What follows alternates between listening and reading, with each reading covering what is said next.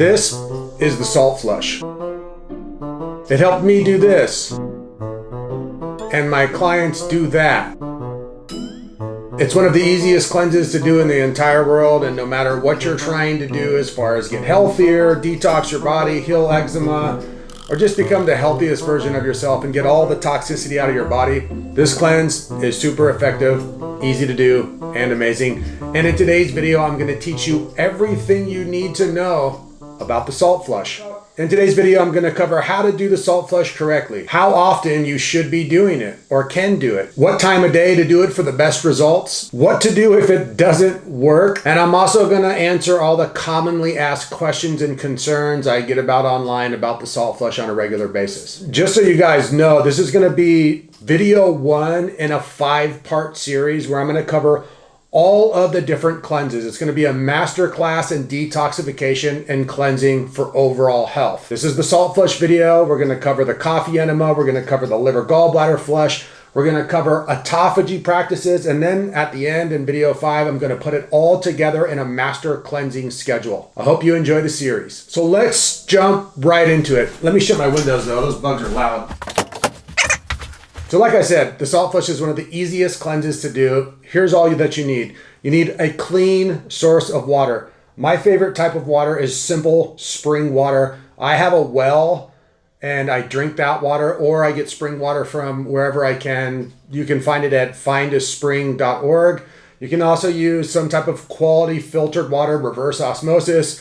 Make sure the water is clean and make sure it's from a good source. You're also gonna wanna get a glass mason jar, one that has one of the screw-on tin lids. You're also going to need some high-quality salt. My favorite salt is Celtic salt. You can use Redmond's. You can use Baja Gold mineral sea salt. Anything that's super high quality. I'd love to hear from you guys. What's your favorite salt? You take your jar, you fill it with 32 ounces of water, and then you add 2 teaspoons of your favorite high-quality salt. Then you're going to want to put the lid on the jar, shake that thing up vigorously for about a minute so the water and the salt get all mixed together. The salt dissolves as much as possible. Then you're going to take that water, that salty, delicious water, and you want to drink it down as fast as you humanly can. Now here's a pro tip. If you drink the water too slow and you really labor over it and it takes you too long, many times the salt flush won't really work if you do that. So you want to get it down as fast as possible. I like to play a game and try to get it down in 1 or 1.5 gulps, which I usually can do. Once you've gotten the mix down your throat, it takes somewhere between 20 minutes and 90 minutes for the salt flush to take place. At a certain time, your body's going to give you a signal that it wants to go and use the bathroom like right now. Generally, when you go to dispose of the salt flush, it comes out very wet, very watery, and sorry for too much information, but a lot like diarrhea. It's going to be a combination of poop, fecal matter, toxins, all sorts of stuff, and the salty water. By far, the best time to do this cleanse is first thing in the morning on an empty stomach. And here's another pro tip. The very first time you do this cleanse, or generally when you're scheduling this cleanse, you want to schedule it and do it on a day in the morning that you don't have much going on, especially until like noon or so. Because what can happen until your body gets used to it, when you're new to this, you might be pooping and peeing a lot that morning and a lot that day compared to your normal day. The more salt flushes you do, the less that happens, the more your body gets used to it. But your first time, plan on it being messy, a lot of poop, and you're gonna need a morning to get the job done. You don't want to feel rushed. Excuse me, got a bug flu up my nose. And this is really important. Many people think that they can cleanse their way into good health, and you can't. Cleansing is part of healing, absolutely. Cleansing is part of being ultra healthy, but you have to nourish yourself and cleanse yourself. There's a balancing act. Now, I'm going to cover in detail the big cleansing schedule in video 5. And that will include the other cleanses like the enema, the salt flush, the liver flush, and the autophagy practices. I'm going to teach you guys how to work it into a big schedule. But for now, the basic how often scheduling rules for the salt flush is this. So I don't recommend doing the salt flush every day for anyone. That's just way too much. For a lot of people, doing the salt flush once or twice per week is more than plenty. For most of you guys though, who are just needing a general level of cleansing and detoxification, once or twice per month will do the job wonderfully. One of the really cool things about these cleansing practices is that you can use them on an as needed basis as kind of like a dietary or a digestion or just a healing reset. Say you have a really stressful week and you have a bunch of crappy meals and you just feel like you need to flush your body and reset the mechanism. You can do these cleanses anytime as needed to kind of do that. They work really good paired with a 1-day water fast as like a mini sauna day reset home retreat type of deal. Okay, I want to get into some common questions and concerns that come up on social media all the time when I post about the salt flush, so that you guys have a thorough understanding of the salt flush and really everything that you need to know about it. If any other questions come up for you guys, please leave them down in the description box and I'll do my best to answer them. Keep in mind, this is not medical advice. I'm a yoga therapist, I'm a behavioral scientist, I'm a skin health expert and skin health coach. And these are general practices. So if you have really bad health and you're working with a doctor, you might want to ask them these questions as well. So first question is, what do you do if the salt flush doesn't work? And what happens if the salt flush doesn't work? Should you freak out? Or is all this salt stuck in your body and you're just gonna have crazy blood pressure?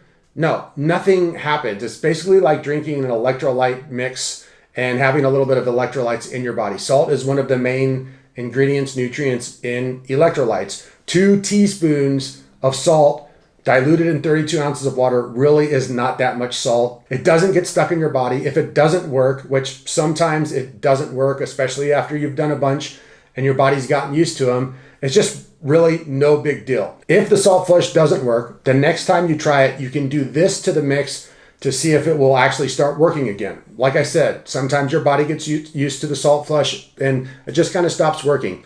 One of two things. One, take a break. Take 2 weeks, take a month, take 2 months and don't do the salt flush, and then bring it back into your routines. And generally that does the trick. Number 2, change up the ingredients. Meaning if you're using Celtic salt, then try Redmond's. Or if you're using Redmond's, try the Baja Gold. Switch up your salt intake and change the temperature of the water. If it's already slightly room temperature, try it warm. If it's already warm, try it room temperature. Changing the temperature can drastically change whether or not the salt flush works. And like I said, changing the salt up also can make a huge difference. The next question is that much salt actually healthy for you? And I kind of already covered this, but it's really not that much salt. It's 2 teaspoons diluted in 32 ounces of water.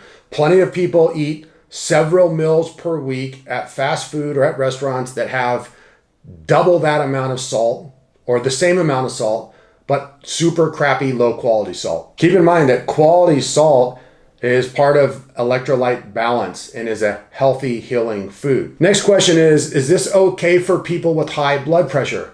Probably not, to be honest. If you have super high blood pressure and you're taking medications and you have blood pressure issues, you do have to be ultra careful with your salt intake. For people that have really high blood pressure who are working with doctors, this cleanse is just probably not for you. The good news for you guys is there's a bunch of other cleanses and detoxification practices and autophagy enhancing practices that I'm going to cover in this series. So stay tuned. This one might not be for you, but the next ones definitely will be. Next question is, can I use Epsom salt? No, do not use food grade Epsom salt for this salt flush. What Epsom salt is used for is for baths, which it works really great for, and the liver gallbladder flush. The liver gallbladder flush, which I'm going to cover in series video number 3, is a 3-day cleanse. It's a big boy cleanse, and the Epsom salt is a special part of that one. Epsom salt and high quality salt like Redmond's or Celtic, the salt flushes, they don't do the same thing. They just have a different response in the body. The last question that people ask all the time is this a cure for constipation? And I always tell people, this is not meant to cure constipation. I have plenty of clients who have some constipation issues, and yes, this can get things moving like crazy, but the purpose is not to cure constipation. Again, some of the other cleanses like coffee enemas will unconstipate pretty much anyone, but if you're super constipated and you do this on top of it, it just sometimes doesn't work very well. So I wouldn't use this as a constipation fix. So that's the salt flush. Very straightforward. As you can see, it's a very easy cleanse to do. If I didn't cover any of the questions that you have, leave them down in the comment section. Really appreciate you guys watching this video. Make sure to stay tuned for videos 2, 3, 4, and 5, which will be coming up within the next few weeks. I'm going to be putting them out as fast as I can. And for those of you who are looking for implementation help for eczema, dermatitis, psoriasis, rosacea, or any type of thing you're trying to heal, there are links for coaching and there are links for our private group, an online course down in the description box.